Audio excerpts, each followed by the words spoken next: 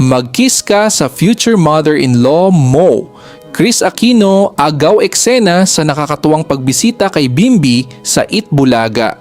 Masayang sinalubong ng mga manonood at ng mga dabarkads ang pagbisita ni Kris Aquino sa noontime show na Eat Bulaga, kung saan madalas na ring napapanood ang kanyang anak na si Bimby Aquino.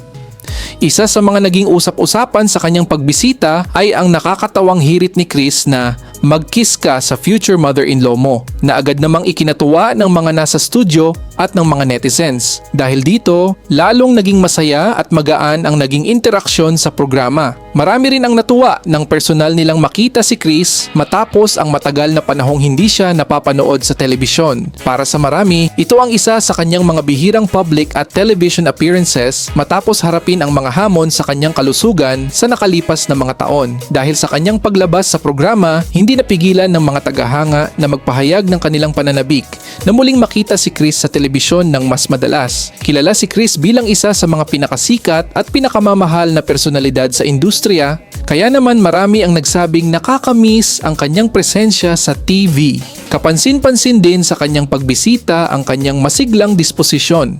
Bagamat patuloy pa rin ang kanyang gamutan, makikitang mas maayos na ang kanyang kalagayan kumpara sa mga nakaraang buwan. Nakalalabas na siya ng bahay at nakikisalamuha na rin sa ibang tao, kabilang na ang studio audience ng programa.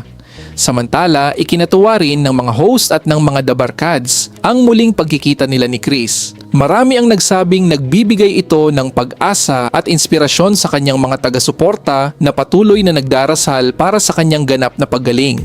Sa huli, naging espesyal ang naturang episode ng Eat Bulaga dahil hindi lamang nito naipakita ang masayang samahan ng mga host at panauhin, kundi naging pagkakataon din ito upang muling masilayan ng publiko si Kris Aquino, isang personalidad na nananatiling malapit sa puso ng maraming Pilipino.